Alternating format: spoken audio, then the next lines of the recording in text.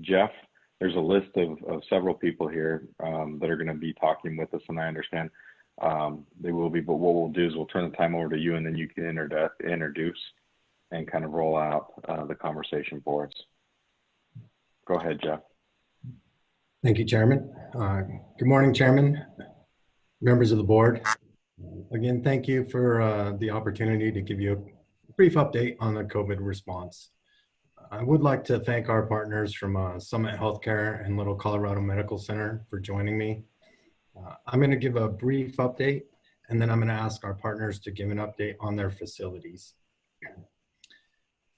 The risk of COVID remains extremely high in Navajo County.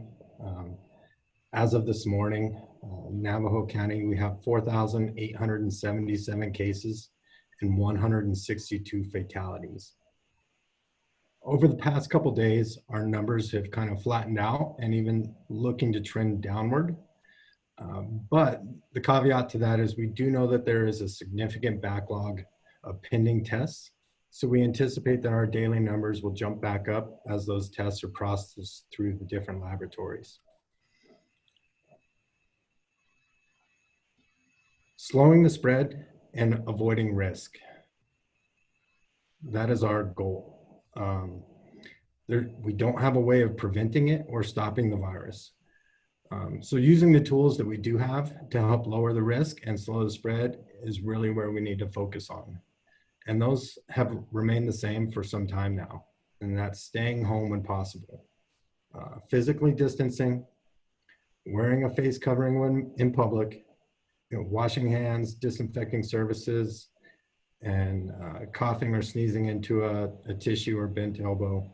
And then one that I really like to highlight is staying home if you feel ill.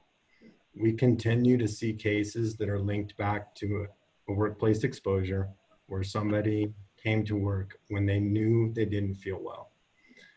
This is not the time to try and push through and maybe I'll feel better in a couple hours after I get to work. This is not the time to risk it. If you wake up and you're feeling off, it's safer to stay home for the day, talk to your employer, and make sure that you're taking care of yourself, as well as lowering the risk of exposing those you work with.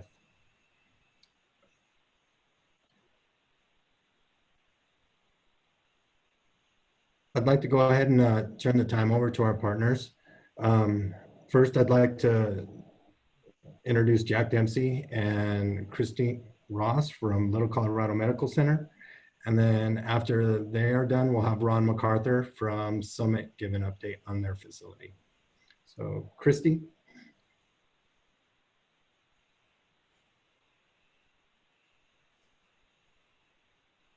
Okay, I just had to unmute. Sorry about that. I don't know if Jack was able to join. He had a medical appointment this morning that it may be going long. So first of all, thank you for having me. Can everyone hear me? Yes. Okay. I was able to send a presentation or can share my screen if it's allowed. It says the host has disabled it. Or if you'd like to pull it up. Or I can just speak through it if that's easier. It's okay, I can pull it up. Okay, thank you. Yeah, thank you so much for having us. I am not sure if this is the information that you were requesting, Jeff, but please feel free for anyone to ask questions as we go through this. First of all, I'd like to say a huge thank you to Janelle Lynn, Kathy Solomon, and David Cole for being very, very active in our community meetings. It's been hugely helpful to have them and speak to them, twice a week at least, and just to be open for all the emails that we've been sending from our facility. And we look forward to working with Mariah Walker, who apparently is our new contact. So LCMC has been hit really from the beginning of this crisis. And it kind of enabled us to set up some good procedures early on, which I think have helped us now. We are definitely in a kind of this is our business now mode. So we don't feel like in crisis mode anymore. It's just been very, very busy. So going through testing, we offer 2 different types of testing, of course. PCR is testing for the virus, and we have 3 different ways to do that. Some of the results come back in 15 minutes are not as accurate as the results that come back in, 3 days. Recently got access to biofire testing, which is in-house testing for COVID, which has been really beneficial for finding out within an hour if somebody has COVID, but we are not, we have a limited amount of supplies for that. So we really truly mostly rely on the LabCorp send out tests for most of our testing. And I think as Jeff mentioned, there are several outstanding tests through LabCorp, which has an average turnaround time of 3 days. And so, there's a lot of times patients are in the hospital, we simply don't know if they're positive or not, especially since we're seeing so much asymptomatic or mild symptom patients. So moving on to B, antibody testing. We are proud to be a partner with U of A, who is doing some antibody testing throughout the state. They have opened it up like from the beginning of May to healthcare workers and first responders. And as of yesterday or the day before, recently said other industries are now eligible. And it's really wide ranging. Anybody, government, sanitation, hospitality, banking, anybody that really has kind of front line with the public would probably qualify for U of A antibody testing, which is free. And, U of A doesn't necessarily share the results to say how many people in the Winslow area are positive, but they do let the individual know if they have antibodies for the virus. So as far as how much testing we've done through LCMC, we have sent out 1,400 tests, and 15% have been positive, and that's pretty consistent for the Navajo County. The state of Arizona currently today is 12.4% positive. So we're close, but we're still seeing more positives in our county and in the Winslow area. So as far as mass testing, we're working with you to provide some testing for areas that are hard hit, especially if it ends up as an outbreak in, for example, the Bread of Life or the Department of Corrections or Campus of Care. We're kind of working with the county as much as possible to provide testing for those areas. And we will be testing all the teachers for the Winslow Unified School District at the end of July. And just as a note on the school district, Dr. Greenwood, who is our med staff president, has been very, very active in the school district and giving them information about the safety of opening schools up. So we're really partnering with them on that. Moving on to volumes, we have been busy with COVID, and we are seeing our average number of COVID patients rise. What we were able to do is create a separate unit with 8 beds, and that's been very, very helpful. We don't know of any spread of the disease between patients. And so we've got a complete separate unit, complete separate staff, separate medication Pyxis, and which is the machine that you get meds out. And it's been really a lot easier for us to manage that. We are screening just like any hospital now. We're screening everybody. We're having everybody wear a mask. We're limiting visitors, limiting public access, and all in the plan to stop the spread of this virus. And as Jeff mentioned earlier, it's not going to go away. All we can do is just slow down the spread as much as possible so that we can manage it. We are limiting outpatient procedures just like every hospital. And I think there's been some promising stats that have come out in the last couple of days that hospitals across the state of Arizona are less full, and the number of COVID patients across the state is decreasing. So that's really good news.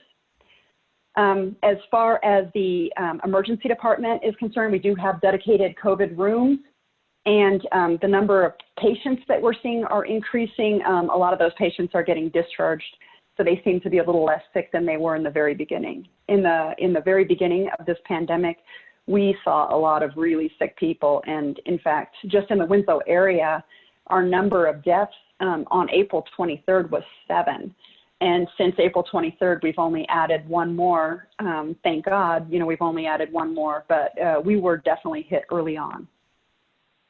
So as far as the clinic is concerned, moving on, if you can Thanks. Okay, so we have offered telemedicine options just like everyone else. We have a separate respiratory clinic, and then we started some curbside services, so curbside lab draws and curbside COVID testing. And what's really interesting is we're seeing our respiratory clinic numbers really go down for the number of patients that have symptoms that are seen in the respiratory clinic, but curbside testing has gone way up. So we are a designated testing site, and we'll test patients when they come through, mostly request a provider's order. But if somebody comes through and they say, hey, my boss says I have to get this COVID test, we really try to accommodate everybody that's coming up to need testing. So the first, we are a 25-bed critical access hospital. Our census has been pretty high for us. I would say, our average before COVID was, I would say, around 11, and lower in the summer, whereas you in Show Low would probably be higher in the summer, although, flu season does affect that. But our number of COVID patients, just to remind you earlier in the presentation, we are capped at 8. So we have the ability to take 8 COVID patients. And we've been kind of averaging the last couple of days, we've been seeing 6 is what I would say our average has been. And it depends on how sick they are, if we can actually take 6, 7, or 8. And those patients, some are getting transferred, just like they were early on in the disease, and some are going home. What we're really seeing is that the hospitalizations are much longer. So, our average hospitalization was maybe 3 days prior to COVID, and for the COVID patients, it really does seem to be 5. So that's just the hospital beds are going to be filled longer. The emergency department is trending up too, as for the amount of patients they are seeing, and I would say that our average census has been a little bit above normal. Moving on. So if you can scroll down past that ED census. Thank you. This next is the volumes through the clinic. So the curbside testing was started mid-June, and you can see the curbside testing has been really busy. The up-downs are simply that we don't do it over the weekend. So you're going to see that graph kind of look like that. And then the respiratory clinic volumes have decreased. So community collaboration, twice weekly we meet with community partners, and it's really from all over, and it's been hugely beneficial. I think Jeff even was able to join us for a couple calls, but it's really helpful because we go through the state and local stats, any maybe new governor mandate or any issues that are going on, and how we work together for the city of Winslow, for the Winslow greater Winslow area to help with that. We get an update at every meeting from David Cole or the public health nurses. Like I said, it was Janelle and Kathy, and now I believe it's Mariah. And we kind of do our community response planning. So we worked as a team to say, if we had an alternate care site in the city of Winslow, where would that be? And worked with Navajo County on that. So everybody gets an update, an ability to update for their area. It's been really heartwarming because we've seen a lot of sharing for supplies. Somebody will say, hey, you know what, we're out of isolation grounds, and then maybe the campus of care nursing home will say, well, we've got some extra grounds, we'll send them over today, or the fire department will have extra masks, or we'll give the fire department masks. So that's just been really heartwarming to see that. And then, helping each other test out. A campus of care had to do some mass testing based on a staff member that was positive, and both the Winslow Indian Health Clinic as well as us were able to help them with that. And just helping each other with emotional and support. We've had drive-bys from the police and fire department in support of frontline responders. People have cooked lunches for each other and sent lunches to each other. So it's just been great community collaboration, which is I'm proud to be a part of. So that is what I was thinking you guys wanted to hear. If there's any other additional information, please feel free to ask. Thank you, Christy. We'll let Ron give his update and then we'll open it up to questions to the board. So Ron, it's welcome. Let me make sure I'm off of mute. Can you hear me? We can hear you. Oh, good. Well, unlike Little Colorado, we didn't have a surge early. March, April, and May, we geared up for a heavy volume. Our average inpatient number of patients was like 1 or 2 that were COVID, March, April, and May, and the ER was probably less than 5. And then came June, and we've seen a big surge since June, and it continues to go up on a regular basis. On average, inpatients, we're seeing we have 30 to 40 inpatients every day that are COVID or COVID rule outs. Yesterday was 37 patients in-house. In the ED, we're seeing 10 to 20 patients a day that are COVID or COVID rule out in the ED. What we've had to do to accommodate this increase in volume is to add 27 more beds to our licensure.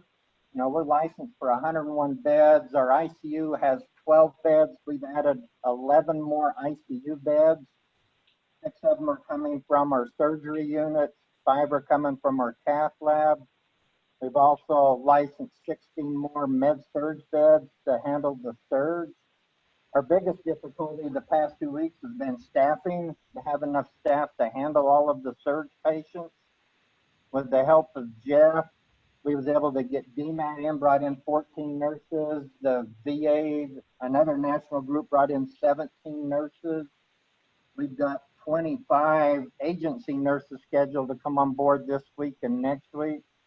So we'll have the staff to handle to open all the beds up. The one thing that we've had to do is limit our inpatient surgeries for lack of inpatient bed capacity. We have a physician panel that reviews inpatient surgeries, and emergency ones are done, but elective ones are limited to 3 a day. You know, our big thing, like everybody else, is to slow it down to help us manage it.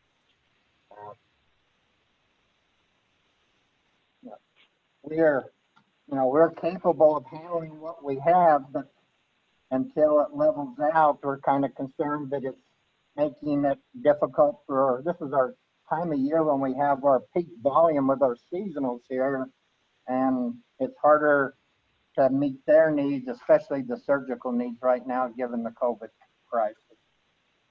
And we're doing all the same things that Christy mentioned. We're doing the antibody testing. We're doing the drive-by testing. Our incident command team's been meeting since March. But our big thing is just handling the surge, and we're not seeing it level out yet at our hospital. And with that, I'll just stop and open it up for questions.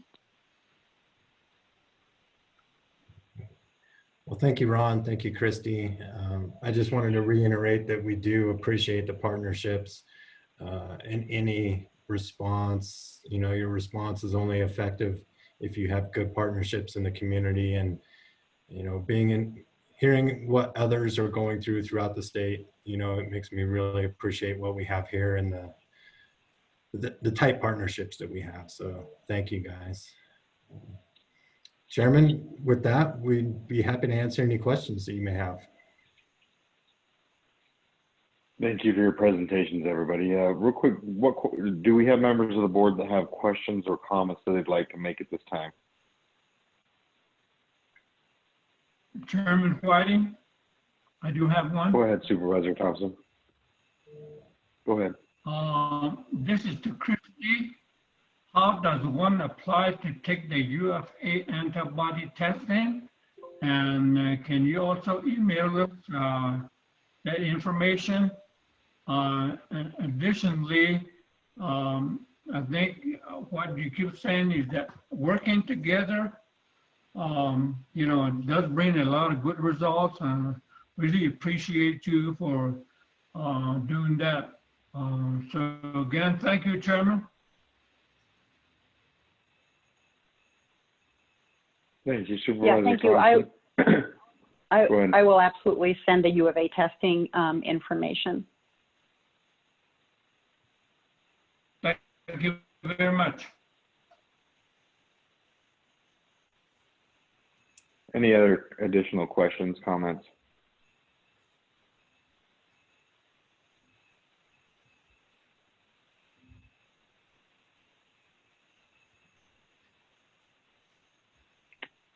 I'll make a couple comments just real quick then to say thank you. Thank you to Jeff, to Christy, and to Ron for participating and talking with us today. I think that it becomes really important to be able to hear from our local providers and our healthcare system, so that our citizens have awareness as to what's actually happening, not at a national level, which is an important conversation, but it's just as important, or maybe more so in my opinion, to understand what's really happening at the local level, so that they have real information that helps them to make hopefully the best decisions moving forward. And as each of you have shared, while some things are moving in a positive direction, and it looks like those are, that we need to be responsible in our behavior and how we're operating, out of respect for those healthcare systems and their willingness to serve and try to help us in our communities. So thank you to each of you for taking the time to help to educate us. Please, if you would, convey back to your teams the appreciation that we have to each of them for their increased level of effort that we know that they're all having to do at this time. And thank you for continuing to work with Jeff and communicating with him. He relays back to us some of the messaging, but it's nice to have you with us here today. Is there any other additional comments, questions from members of the board at this time?